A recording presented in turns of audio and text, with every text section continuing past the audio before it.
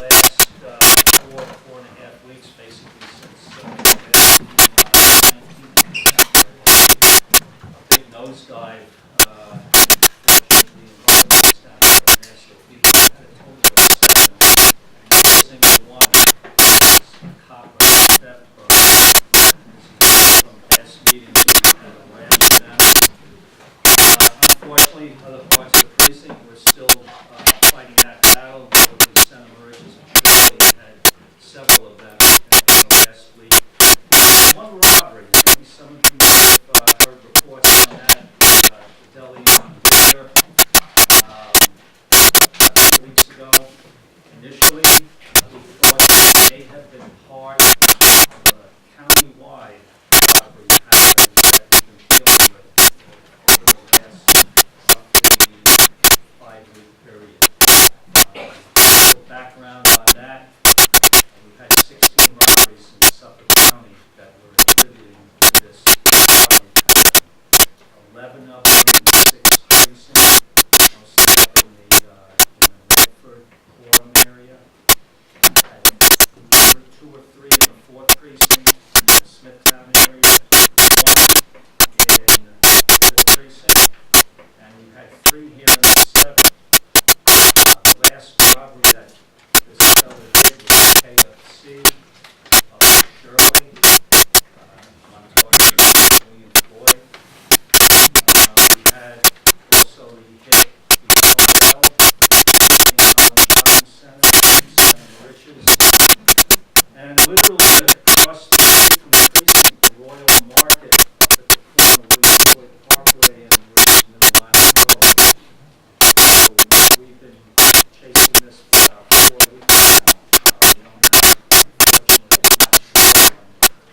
As I said, we initially thought that the Whittier Market was part of this pattern, but we've since discounted that. Seven of our detectives have been working on that yet, but that's part of the pattern. I know the only reason why I'm bringing this up is some of you may have seen reports on Channel 12, and I think Newsday carried a story about this about a week ago, and the department tried to put out a press release on this a week ago. The other thing I just wanted to mention, another crime of note of real significance, we had 2 grand larcenies of motor vehicles, late model cars, and both occasions occurred when people had undoubtedly warmed up their car. You got it. Car in the driveway, running peace in the car. I do it myself in the wintertime. I run out and start for 10 minutes before I hop in. It's not like when I'm getting into the car driving to work, but folks, be mindful of that.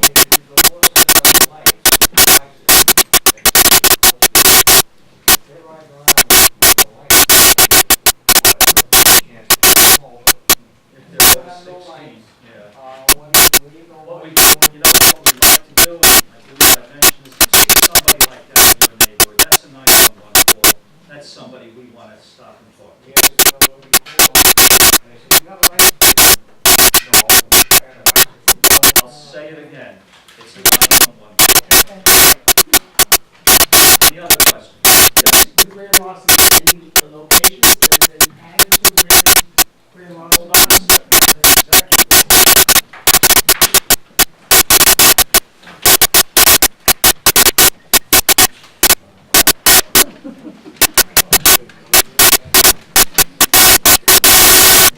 Number 5, 28th Avenue, on January 2nd.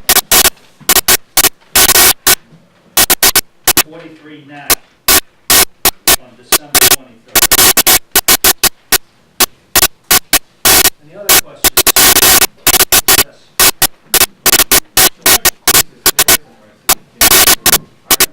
The answer is yes. I'm sorry.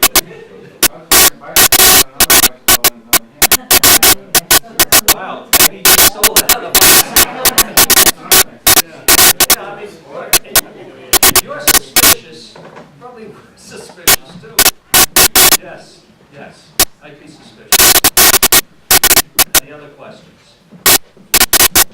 Right. Oh, sorry, yes. Hi, I live in Fairfield community with the complex here. We're having issues, but probably beyond more, but is that included, since it's private property, is that included in something that they could just kind of drive through? Yeah. Yeah, I mean, people trespass, the kids coming in from the school We go. all the time. We go through there. You betcha. They could keep an eye a little bit. Do you have, There's stuff about them. do you have a neighborhood organization there or some sort of I'll keep it short and sweet. We have a security gate, make sure it gate community. okay. The fence doesn't even go around the property. Is this And there's if you look at it, you're in West Mitchell, but if you look at it when you come in from the high school, domestic roadside, there's a gate, there's a, gatehouse, there's a gate that says residents, visitors, and there's a white gate right next to it. Which one would you choose? Yeah. And it's unbelievable. No one seems to, Fairfield does not answer any of my concerns. You said you had a security person at the gate, They're correct? supposed to, it's not full time, which I understand, but we're close to that. Well, how about time? Not full time. At I night just or- moved in a couple months ago. I came in last night, the gate was wide open around 30, and it's pitch black there. There's no security light whatsoever. Pitch black. And these are fixed by the community. But, Do you have a civic organization there in that community? Is somebody that we can contact regarding this?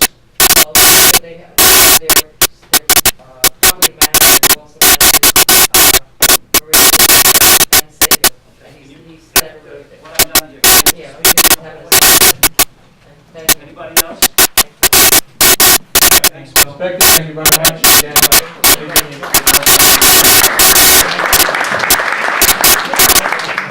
Again, okay, we have two quick presentations tonight. One of them is Project Hope. What we'll do is we can just kind of limit it to as quick as possible. And shortly after that, we have members of the Benton Beach Ambulance Company who's going to give a quick presentation.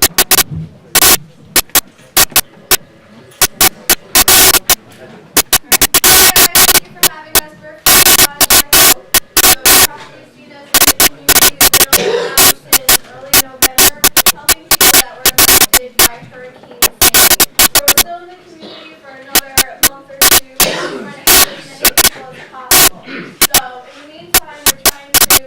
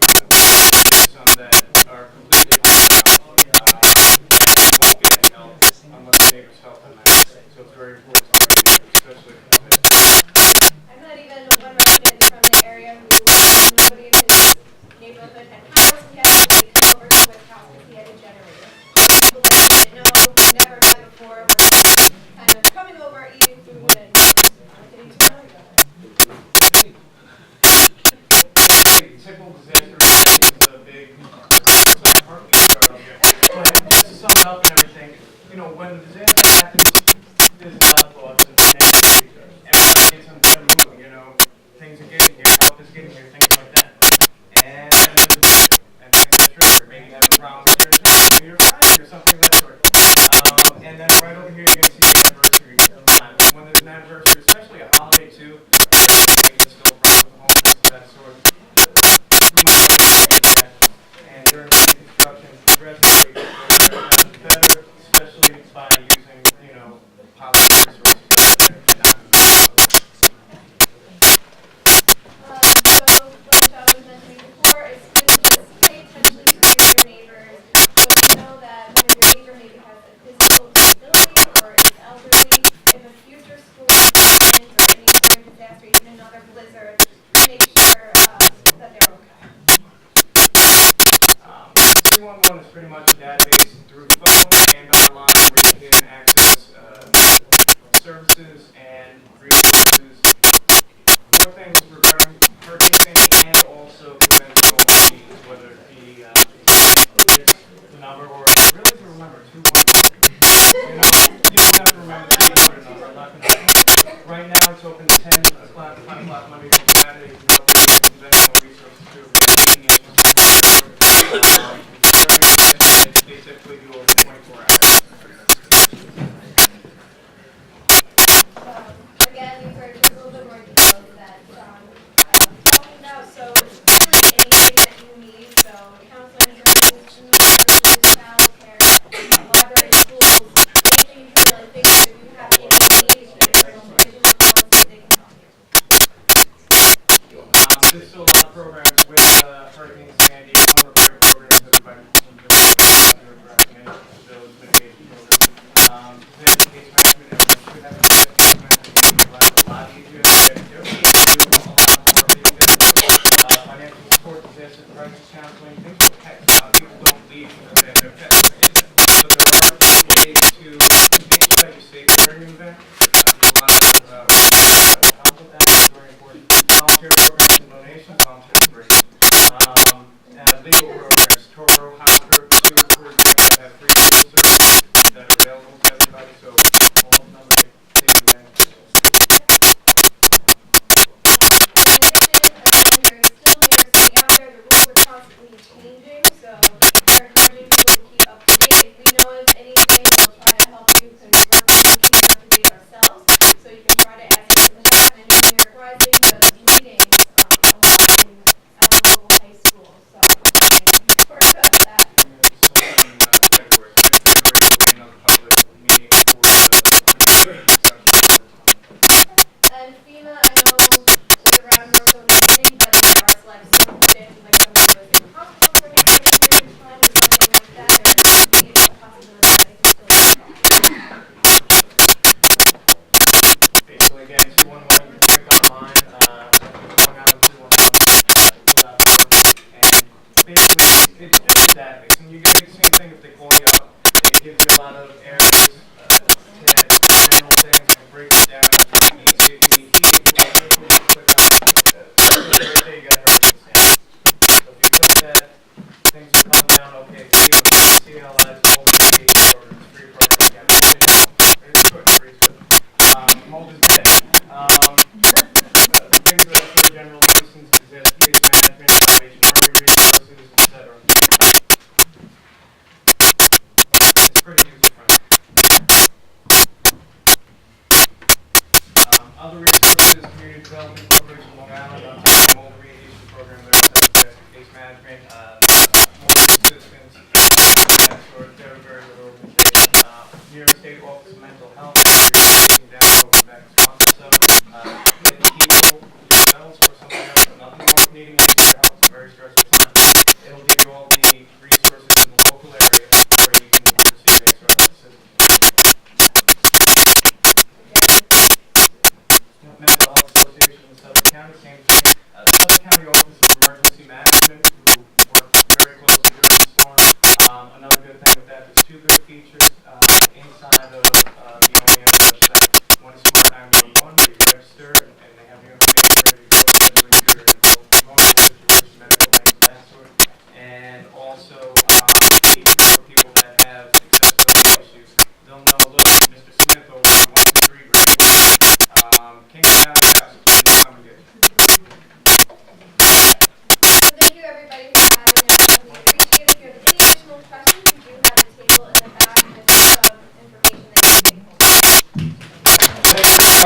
Okay.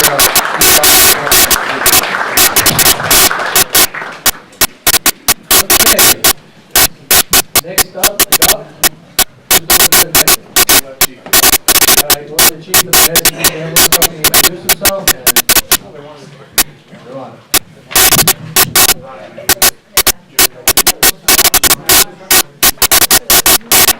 Hello.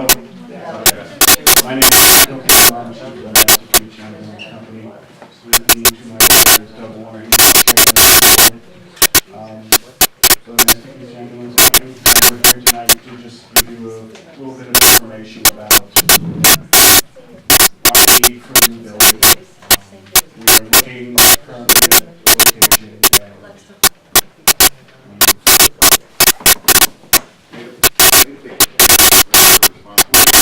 put in an offer, well, now, because they're the actual negotiating agent.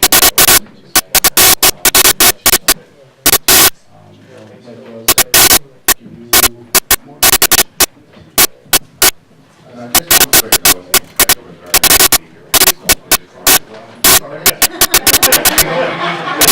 We don't need business, okay? We get lots of business already. It's gone. You got a remote, start the car, take the phone, and lock the doors. Okay. You may not be aware, there's a 10-year ongoing saga about us getting a building. Right? We are currently running between 22 and 2,300 calls a year. Our building is 20 years old. It has 360 parking spaces. We have 4 ambulances and 3 responders at any given time. So on a good day, there's $250,000 sitting outside and breaking up bad days. Right? Never mind not having any storage. All right, every square inch of our building is packed. We literally can't open the side door of the ambulance when they're in the building until they hit something. They have to come out back. It's done, but it's wasteful, inefficient, and the building is getting old enough now that when we need to get a road to an end. So we looked at a number of properties, not that many available in this area that are of sufficient size to accommodate building. We ended up, for the second time around, we're going to purchase the associated building and its property and what we call the land as the property. Right, both properties have been appraised. The appraisal came back with numbers. Offers have been made to the registered owners of the properties. The unofficial word we're hearing is that the tarp house owner will probably just accept it, and the associated will take the negotiation. Right? We're looking for that property. Right? Once we have that property, we're going to sit down with an architect to open what we need in terms of space. I mean, indoor parking space, we need kind of office space we need. Love to have a room like this. We do CPR classes and stuff that we do now. Move all the furniture out of the room because it's not room viable to do it in. Okay. There are 6 people working out of an office that is 8 by 9 foot with more files and storage. It's just way too small. Anybody feel free to come out and contact. Once we have the property and an architect, then we'll be able to come up with numbers. Because that's the first question everybody has. How much? Don't know. The best we can do is there are currently one project that we recently finished, which was Manorville. There are 2 currently 2 ongoing, one in New York, one in Manorville. So we've seen them both. The Manorville project was around $6 million, of which $2 million was the environmental cleanup of the property they're on. So their building is a little over $4 million. It would not be big enough for us. They don't do anything with the volume of calls we do. They don't have the same amount of both Mastiff and Shirley are in the $6 million neighborhood. Right? Mastiff does slightly more calls than we do, about 5% more. Right? Shirley is a little less. They're about, I think, 75%. They're around 1,600 or so. Well, close to half. Okay, so in a ballpark number, if you ask me right now, what is it? Somewhere in the neighborhood of $6 million. And we won't know until we have an estimate of architect plans. We asked around, we asked some people, people who know we're able to do an estimate for us. If we would have come in actually at 70%, no, not exactly that high. With the property, with everything, we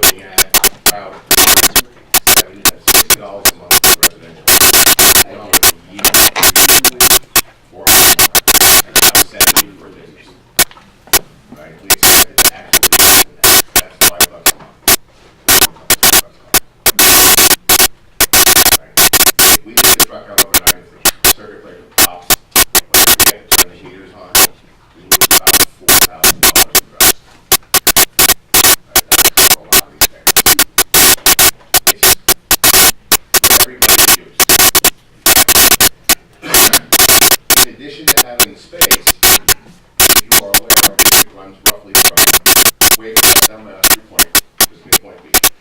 All right, and you would think where our building is about that, but it's not. Because the majority of the residences and things are on this side of the creek at the firehouse. All right, so we had it done about 3 years ago. So we sat down, went through 2 years of polls, and figured out what would happen to our average response time if we were here. We're actually at that point looking at the gas station. But this is the associated with the speedway, so it's the same. Our average response time is down between 2 and 3 minutes. All right, I'm not going to lie, if you wanted us for a point, your response time is going to go up a little bit. But the majority of our calls, which are over here, is going to improve our response time. And going to the beach is going to be a major difference. Right? We get 250 or 300 calls a year. Right now, from our building to the beach on a Saturday and summer, it's about 8 minutes if you're lucky. Right? 10 if you're not. You cut that down to 4.5. Right?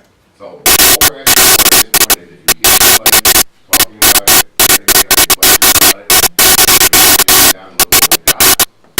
We'll answer as much as we can. As soon as we have hard numbers and plans, we'll be coming back here because we're going to be working with the village to make sure that it fits in with the experience that everybody wants. Right? We're going to work with the community as much as we can. We need your support. We can. Why we need it. Just come along. Thank you.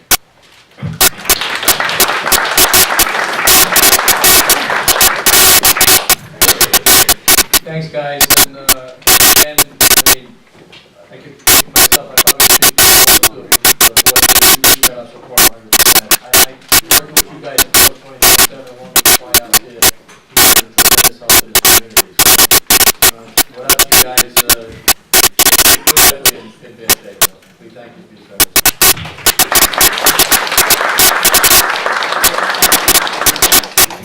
Okay.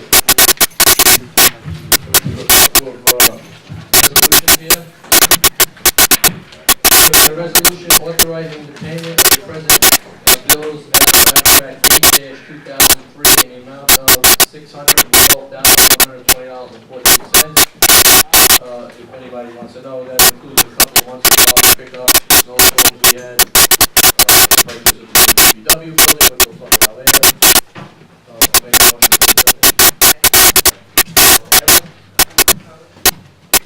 to resolution setting the polling place and time for the annual village elections.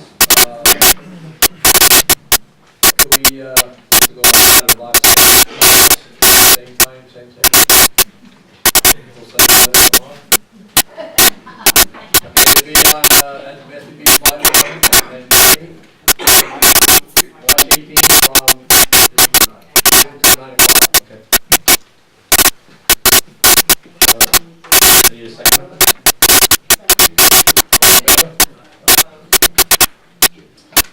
Make a resolution authorizing the use of the town of Brookhaven's assessment rolls as the basis for the village assessment rolls. So moved.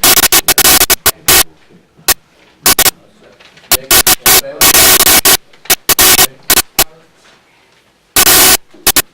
Resolution requesting the county of Suffolk to transfer to the village property located at 62 Lynbrook Drive. So moved.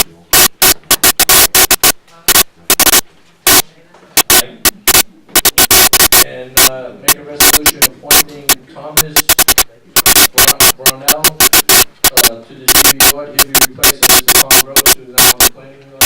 So moved.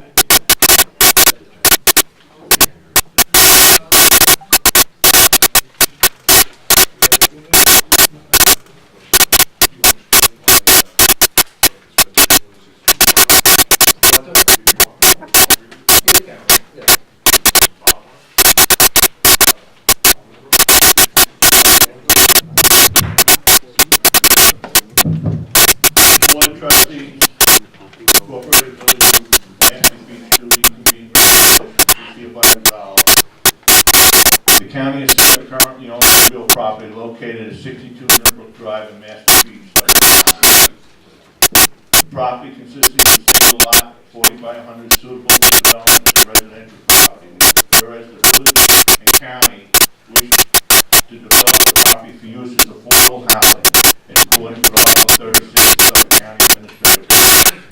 So what we're doing is taking down that house, and we'll revert back to the village, and through that, hopefully, housing, affordable housing, hopefully for veterans. We're trying to make them priority, and this is what we're looking for.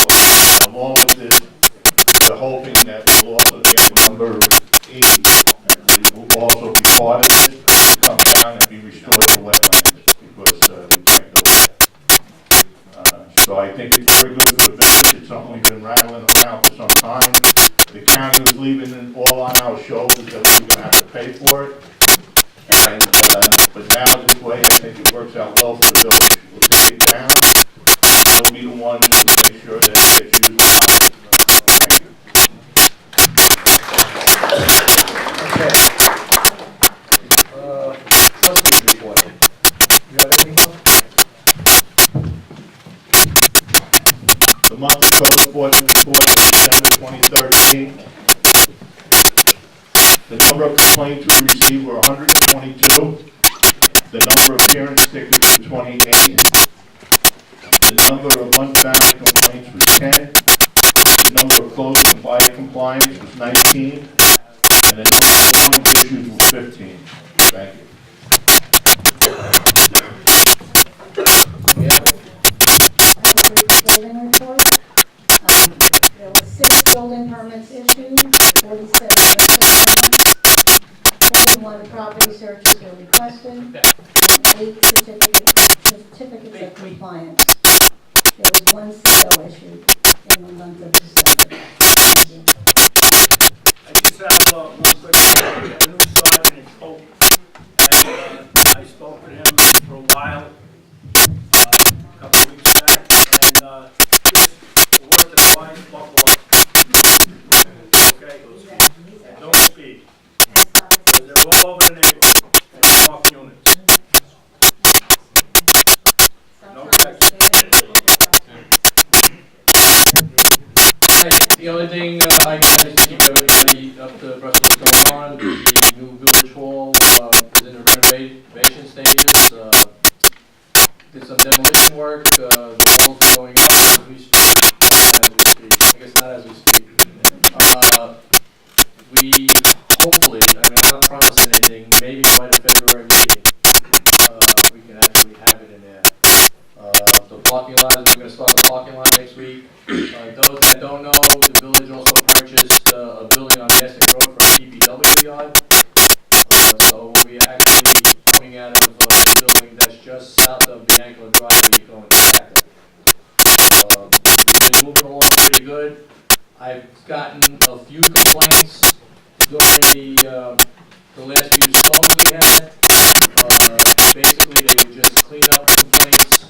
I don't know if anybody here who, if anybody did have any complaints on the block, please let me know. Crews were out, and I kept them going day and night. Everything was open. Just so everybody understands, the first job of the plow is to open up one lane. He may not come back for at least an hour or so because he's got a whole area to cover. So by the time he goes around, makes his left turns and right turns and comes back out, maybe an hour or so. Just to get a couple of lanes to kind of make one pass. What kind of job is that? We definitely will come back, open up the road as much as we can. The only thing I keep stressing is I know people want to get their cars off the highway as fast as possible.